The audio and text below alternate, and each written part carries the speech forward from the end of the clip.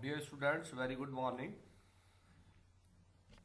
हमारे optional paper agriculture economics के syllabus के अनुसार हम सी सेक्शन की चर्चा कर रहे थे। पिछले लेक्चर में हमने बात करी कंपोस्टिंग यानी खाद, कंपोस्ट खाद और खाद के प्रकार। आज हम उससे अगला टॉपिक है जेनेटिक मॉडिफिकेशन। जेनेटिक मॉडिफिकेशन एक एग्रीकल्चर इकोनॉमिक्स का बड़ा नया टॉपिक है, जिसको हिंदी में कहते हैं आनुवांशिकी संशोधन।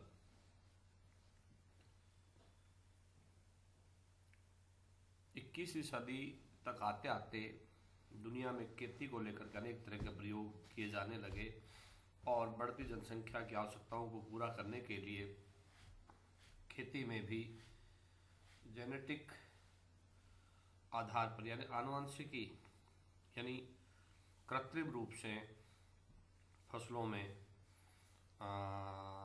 सुधार करके उत्पादन बढ़ाए जाने का प्रयास किया गया। जेनेटिक मॉडिफिकेशन असल में ऐसी फसलें होती हैं जिनके आनुवांशिक पदार्थ यानी जो उनका डीएनए होता है उस डीएनए में बदलाव करते हैं।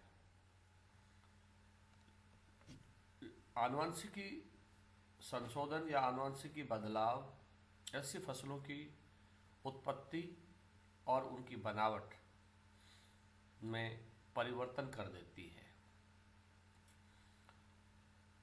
इन्हें आनुवंशिकी अभियांत्रिकी, जिसको जेनेटिक इंजीनियरिंग कहा है, जेनेटिक इंजीनियरिंग का प्रयोग करके ऐसी डीएनए में बदलाव किया जाता है। इससे फसलों के उत्पादन में बढ़ोतरी होती है और जो उसमें आवश्यक तत्व होते हैं उनमें बढ़ोतरी होती है, ऐसा वैज्ञानिक कहते हैं। चूँकि जेनेटिक मॉडिफिकेशन एक बहुत ही नवीनतम तकनीकी है कृषि क्षेत्र में और इसका प्रयोग सर्वप्रथम यदि इसके इतिहास की बात की जाए तो 1990 में पहली बार इस पद्धति के द्वारा फसल तैयार की गई थी। इस पद्धति यानी इस जेनेटिक मॉडिफिकेशन आनुवंशिकी संशोधन के तहत इस विधि को सर्वप्रथम टमाटर की फसल पर लागू किया गया था। अमेरिका के कैलिफोर्निया की कंपनी कैलगेने ने टमाटर के धीरे धीरे पकने के गुण को खोजा था। टमाटर कैसे पकता है, तब उस टमाटर के गुण सूत्र में यानी उसके डीएनए में बदलाव करके एक नई फसल निकालने का प्रयास हुआ था और वो सफल रहा। और बाद में फसलों से हटकर इसे पशुओं पर भी लागू किया गया। 2006 में इसे सूअर पर लागू किया गया, सूअर पर यह सफल रहा। इस तरह से फसलों के साथ साथ पशुओं पर भी जेनेटिक मॉडिफिकेशन का प्रयोग किया गया और इस पद्धति से चाहे फसल हो या पशु हो, उनके स्वरूप में, उनकी बनावट में, उनके गुणों में परिवर्तन करके उन्हें पैदा किया जा सकता है। आनुवंशिकी संशोधन अधिकांश उत्तरी अमेरिका में किया जा रहा है। दुनिया में यदि कहीं किया जा रहा है तो वो नॉर्थ अमेरिका है। इस बारे में विश्व स्वास्थ्य संगठन की स्टडीज कहती हैं कि जेनेटिक मॉडिफिकेशन ऑर्गेनिज्म, पौधे, जानवरों, माइक्रो ऑर्गेनिज्म में यानी पौधे हों चाहे जानवर हो या माइक्रो ऑर्गेनिज्म हो, इनके डीएनए में इस तरह से बदलाव किया जाता है जैसे प्राकृतिक तरीके से होने वाली प्रजनन क्रिया में नहीं होता। यानी प्राकृतिक तरीके से जो प्रजनन होता है, चाहे पशु हो चाहे वो पौधे हों, उससे उलट इस प्रक्रिया को किया जाता है। जीएम टेक्नोलॉजी में जीएम या जीएम टेक्नोलॉजी का मतलब जेनेटिक मॉडिफिकेशन टेक्नोलॉजी। इस प्रक्रिया से कृत्रिमता के आधार पर उनमें प्रजनन की शक्ति पैदा की जाती है। यद्यपि इस टेक्नोलॉजी में कई तरह की बातें भी सामने आई है जिनकी चर्चा की जाएगी। जीएम टेक्नोलॉजी को दूसरे अन्य नामों से भी जाना जाता है, जिनमें gene technology, recombinant DNA technology और जेनेटिक इंजीनियरिंग टेक्नोलॉजी। ये इनके और नाम हैं जो प्रचलन में हैं। अब बात करते हैं कि ये जीएम जेनेटिक मॉडिफिकेशन होता क्या है, कैसे बनता है। सरल भाषा में जेनेटिक मॉडिफिकेशन या आनुवंशिकी संशोधन टेक्नोलॉजी के तहत एक प्राणी या वनस्पति के जीन को निकालकर दूसरे असंबंधित प्राणी या वनस्पति में डाला जाता है। इसके तहत हाइब्रिड बनाने के लिए किसी माइक्रो ऑर्गेनिज्म में नपुंसकता पैदा की जाती है। जैसे जीएम सरसों को प्रवर्धित करने के लिए सरसों के फूल में होने वाले स्वपरागकण को रोकने के लिए नर नपुंसकता पैदा की जाती है। फिर हवा, तितलियों, मधुमक्खियों और कीड़ों के जरिए परागकण होने से एक हाइब्रिड तैयार होता है और इस तरह से बीटी बैंगन में प्रतिरोधकता के लिए जहरीला जीन डाला जाता है ताकि बैंगन पर हमला करने वाला को कीड़ा जिंदा ना रहे, वो मर जाए। ये है जीएम टेक्नोलॉजी। यानी इस टेक्नोलॉजी के तहत हाइब्रिड तैयार की जाती है, चाहे वो प्राणी हो चाहे वो वनस्पति हो। आजकल इसका प्रयोग आम हो चला है। कृषि वैज्ञानिक इस विधि को बहुत से क्षेत्रों में लागू कर रहे हैं और अब खेती को कई बार हम देखते भी हैं, सुनते भी हैं कि फसलों को खेतों में पैदा करने के बजाय लोग घरों पर गमलों में पैदा कर लेते हैं, क्योंकि जेनेटिक मॉडिफिकेशन से इस तरह की वनस्पति तैयार की जाती है, इस तरह की वनस्पति की किस्में तैयार की जाती हैं कि वो गमले में भी टमाटर पैदा कर सकते हैं, बैंगन पैदा कर सकते हैं, खीरे पैदा कर सकते हैं। जिसको बहुत बड़े खेत की आवश्यकता हुआ करती थी, अब उसकी आवश्यकता नहीं है। और जेनेटिक मॉडिफिकेशन से अब टमाटर को एक बेल के रूप में भी देखा गया है कि वह बेल के रूप में बढ़ता है। यद्यपि वह पौधा होता है टमाटर का, लेकिन अब जेनेटिक मॉडिफिकेशन में उसको बेल की तरह से एक लंबा बना दिया जाता है।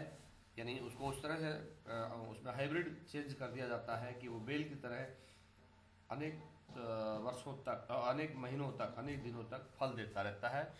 कहने का तात्पर्य यह है कि फसलों में अब इसका प्रयोग है वो आम हो गया है। मकसद क्या है इसका? इसका मकसद है कि जेनेटिक मॉडिफिकेशन फसलों की उत्पादकता और प्रतिरोधकता इसमें अधिक होती है। यानी कम क्षेत्र में अधिक उत्पादन, कम इनपुट से अधिक उत्पादन, और यहाँ तक कि कम पानी, कम खाद, क्योंकि अब धीरे धीरे पानी की जो समस्या बढ़ रही है, ऐसी स्थिति में जेनेटिक मॉडिफिकेशन से ही फसलें पैदा की जाएंगी भविष्य में। तो इनमें एक तरफ उत्पादन भी अधिक मिलता है और दूसरी तरफ इनमें रोग प्रतिरोधक क्षमता है वो अधिक होती है। इस तकनीकी के जरिए सूखे जैसे प्राकृतिक आपदाओं से लड़ने वाली फसलें तैयार की जाती हैं। बीटी बैंगन के मामले में कीड़े से अप्रभावित रहने वाली फसलें और जीएम सरसों के मामले में कीटनाशकों को सहने वाली हर्बिसाइड रेजिस्टेंस फसलों उगाने का अब दावा किया जाने लगा है। इसके तहत कृषि वैज्ञानिक नए नए अभिनव प्रयोग कर रहे हैं और आने वाले समय में और भी अधिक इसमें क्रांति आने वाली है। दुनिया के अनेक देशों में जेनेटिक इंजीनियरिंग के माध्यम से अनेक अभिनव प्रयोग हो रहे हैं।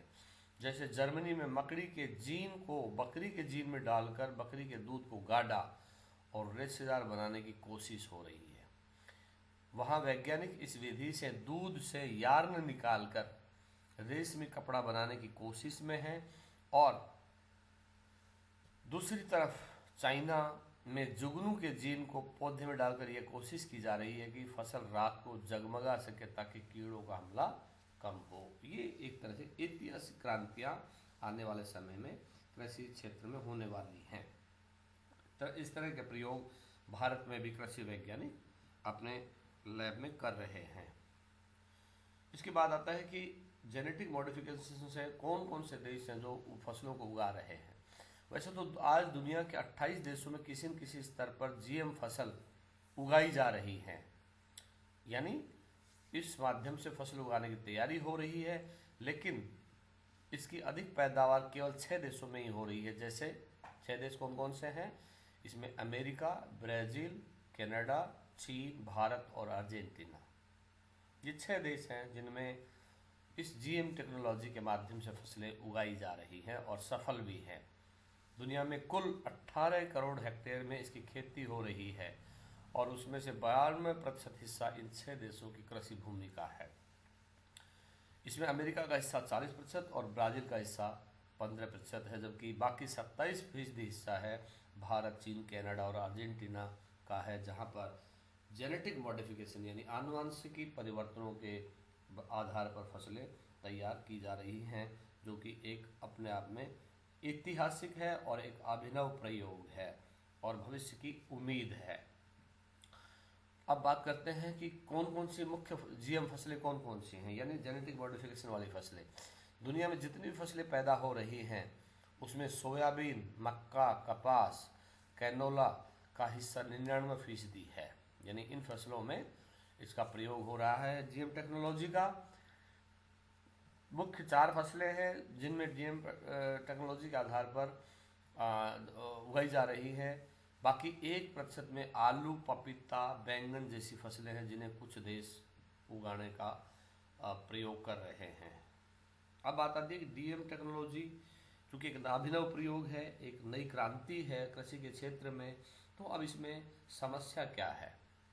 समस्या ये है, इसमें विवाद ये है कि जहाँ वैज्ञानिक उत्पादकता और प्रतिरोधकता का तर्क देकर के इसको बढ़ावा देने की बात कर रहे हैं, वहीं सामाजिक कार्यकर्ता इन फसलों को लेकर के अनेक तरह के सवाल उठा रहे हैं।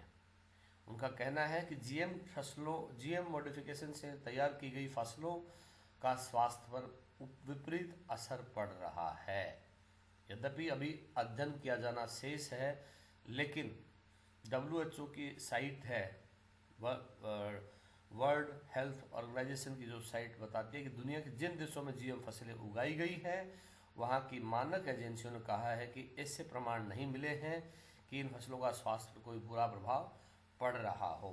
लेकिन पर्यावरणविद इस बात को बार बार कह रहे हैं और इसके साथ साथ इसके जैव विविधता संबंधी विवाद भी इसके साथ जुड़ा हुआ है, यानी जो बायोडाइवर्सिटी है।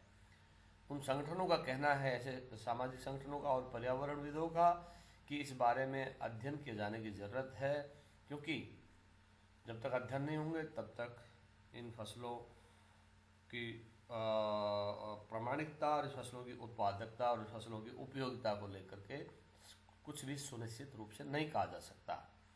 लेकिन अध्ययन होने चाहिए ताकि देश में इस तरह की यदि फसलें तैयार होती हैं तो उनका कोई दुष्प्रभाव नहीं है पर्यावरण पर, मानव स्वास्थ्य पर, तो ये इनको बढ़ावा दिया जाना चाहिए। इसके बाद आती है आर्थिक जंग। आर्थिक जंग से तात्पर्य इन जेनेटिक मॉडिफिकेशन से तैयार की गई फसलों को लेकर के आर्थिक पहलू भी एक महत्वपूर्ण पहलू है।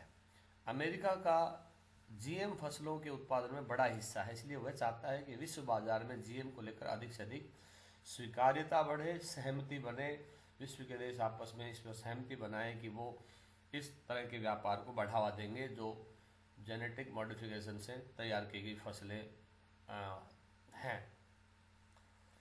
वह चाहता है कि विश्व बाजार में जीएम को लेकर के अधिक से अधिक लोगों के बीच सहमति बने। अमेरिका ही नहीं बल्कि जर्मनी और स्विट्जरलैंड जैसे देशों ने भी इस क्षेत्र में पेटेंट लेने को लेकर के बड़ी मुहिम चलाई हुई है। ये बहुत ही दिलचस्प विषय बन चुका है कि जर्मनी और स्विट्जरलैंड की सरकारों ने अपने देश में जीएम फूड पर पाबंदी लगाई हुई है। कुछ देश हैं जिनमें से इस प्रकार पर पाबंदियां हैं, जर्मनी और स्विट्जरलैंड।